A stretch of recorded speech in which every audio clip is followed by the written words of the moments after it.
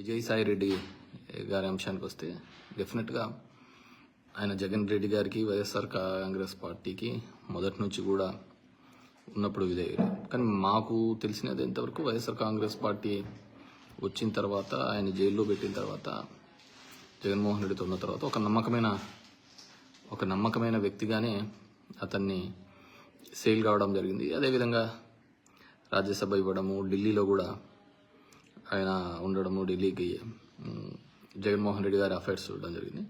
కానీ గవర్నమెంట్ వచ్చిన తర్వాత వైజాగ్ ఉత్తరాంధ్రకు ఆయన ఇన్ఛార్జ్గా ఉండడం, సమ్ నెగిటివ్ పార్ట్స్ కూడా ఉన్నాయి.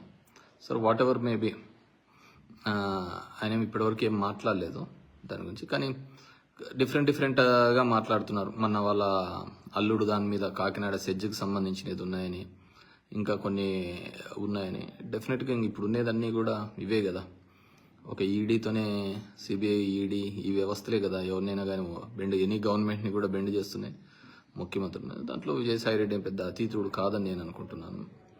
సో ఆయన లేదు అనుకున్నా కానీ దీనికోసమే ఉన్నాడనేది ప్రతి ఒక్కరికి తెలిసిన విషయం. లేకుంటే దెర్ ఇస్ నో ఇష్యూ. ఏం రాజకీయం చేయలేని పరిస్థితి, ఇప్పుడు చెప్పలేని పరిస్థితి అంటే ఆయనకేముంది. So is very much comfortable. చాలా చెప్తున్నారు కానీ మనకు తెలియక, సరే వ్యవసాయం చేసుకోవడానికి వెళ్తున్న అతని వ్యక్తికి మనం ఎందుకు మళ్ళీ మాట్లాడాలి. సో చూద్దాం, మళ్ళీ ఆయన మాట్లాడితే ఆయన గురించి మాట్లాడను. అండ్ కమింగ్ టు నేను యాక్చువల్గా ఈ వీడియో పెట్టడానికి 4 రోజుల ముందే మా బత్తలపల్లిలో నియోజకవర్గంలో ఉన్న ఒక వ్యక్తి పిల్లోడు మన నారాయణ కాలేజీలో సూసైడ్ చేసుకోవడం, చనిపోవడం జరిగింది. ఒక రైతు కుటుంబం సంబంధించి 3,40,000 ఫీజు ఆ పిల్లోడు 1,50,000 దాకా కట్టడం జరిగింది. ఇంకా కొద్దిగా కట్టవలసిన ఉన్న పరిస్థితి. కానీ కట్టలేని పరిస్థితులలో ఆయన మీద బలవంతమని.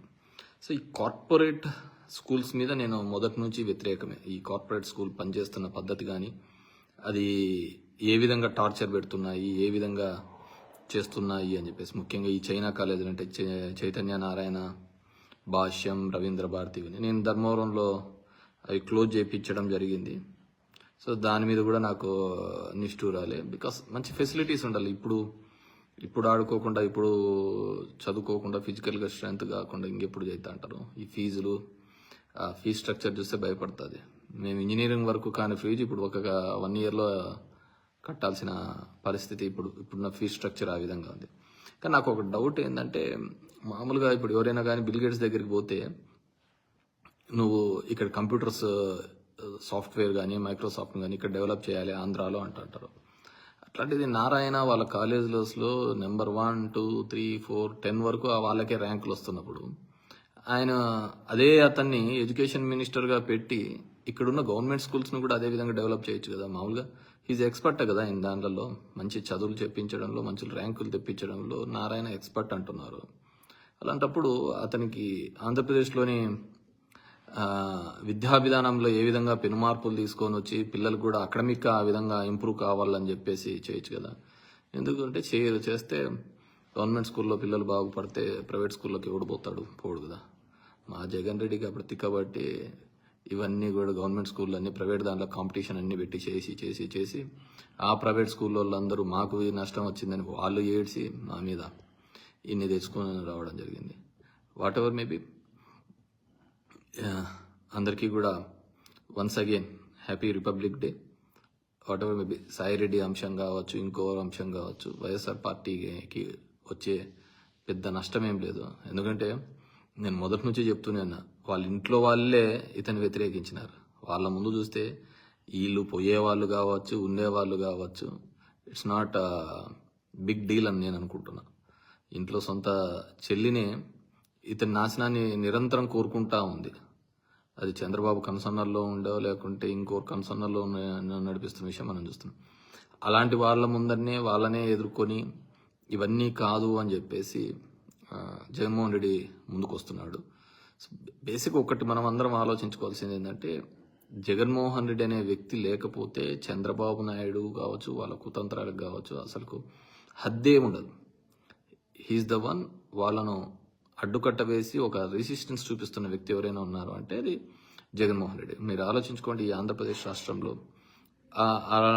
ఆ వ్యక్తి లేకున్నా, లేకుంటే వైఎస్ఆర్సీపీ పార్టీ లేకపోయింటే తెలుగుదేశం పార్టీకి హద్దులు ఉండేదా?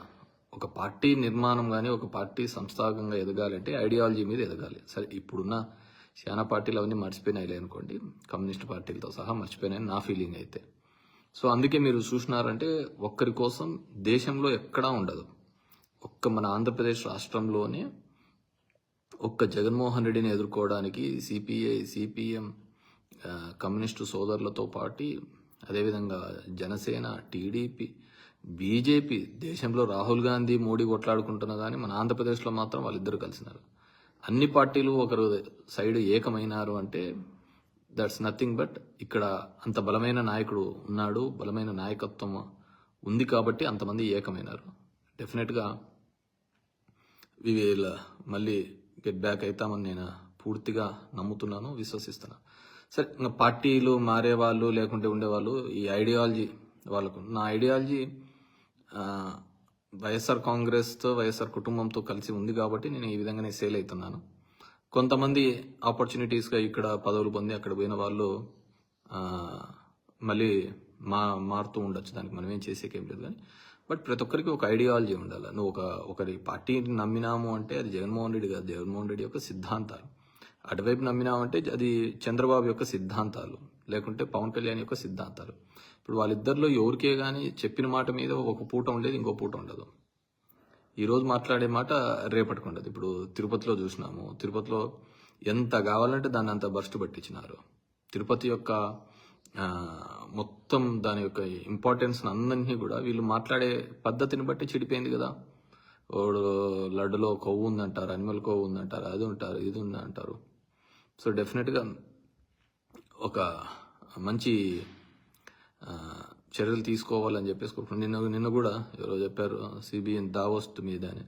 పాపం దావోస్ మీద మనం అన్న ప్రతిసారి పెట్టుబడుల కోసం అంటుంటాం. నేను చంద్రబాబు నాయుడు ఎంత నీట్గా చెప్పేశాడు, దావోస్ పోతే పెట్టుబడులు ఏడైనా వస్తాయా? ఇట్స్ ఒక ప్లాట్ఫామ్, అందరినీ కలవడానికి ఒక ప్లాట్ఫామ్ అని చెప్పేసి చెప్పినారు. దానికోసం పాపం ఎన్టీవీ, ఎన్డీటీవీ, ఒక 2-3 మీడియా సంస్థలకు ఈవెంట్ మేనేజ్మెంట్ కూడా డబ్బులు ఇవ్వడం జరిగింది అనమాట. సో ఆ విధంగా ఉంటుంది. మన రాష్ట్రంలో కావచ్చు, మన దేశంలో జరుగుతున్నది ఏంటంటే రాజకీయమో ప్రజాస్వామ్యమో కాదు, ఈవెంట్ మేనేజ్మెంట్ జరుగుతుంది.